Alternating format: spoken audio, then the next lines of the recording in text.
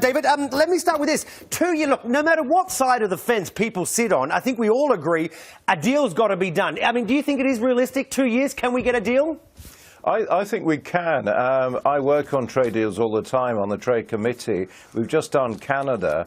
Now, that's taken 7 years, but only 3 years with negotiations. We don't have any tariffs to negotiate away, not 16,500 tariffs as Canada did. We don't have any quotas, and all our laws are equivalent. So we start in a very different position from any other trade deal that working under WTO rules, including the United States. Yeah, let me just pick up on, talking of trade and trade deals all around the world. National Institute for Economic and Social Research, you know, this point it says about, you know, that Britain can't make up for the loss of trade with the EU with just the likes of the US and Australia. Well, but yeah, sorry, go on. They're EU funded, that body.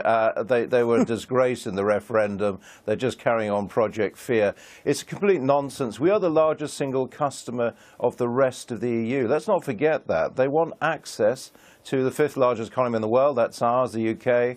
They want access to the City of London. So let's just do a good deal like Canada. A super Canada is what I argue for.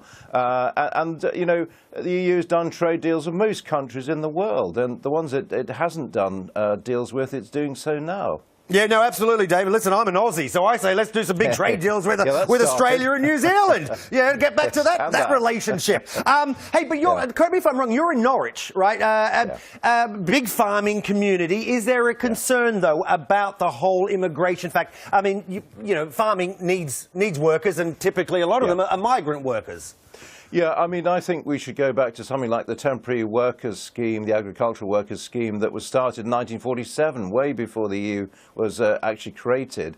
So, you know, we've been there before. We do need agricultural workers, especially in the east of England, yes, and that will continue, but under a new visa regime. I think the point is, even if we have the worst case scenario, which is WTO rules, you touched on that, well, 6 out of 10 of the EU's largest trading partners actually use those rules, including the United States, Japan, China.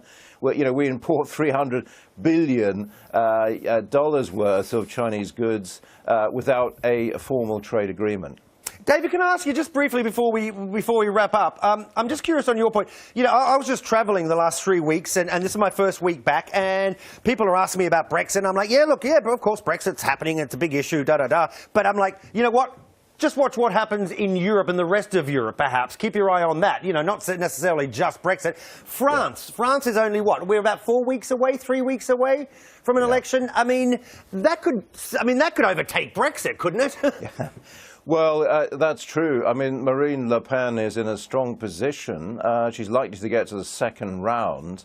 We'll have to see what happens then, whether she gets beaten at the second round stage, which is probably likely. But as we saw with President Trump and with Brexit, surprises can happen. In Brexit's case, thank goodness it did. OK, David Campbell Bannerman, we appreciate your time. Thanks very much. Have a great day. Have a great weekend, David.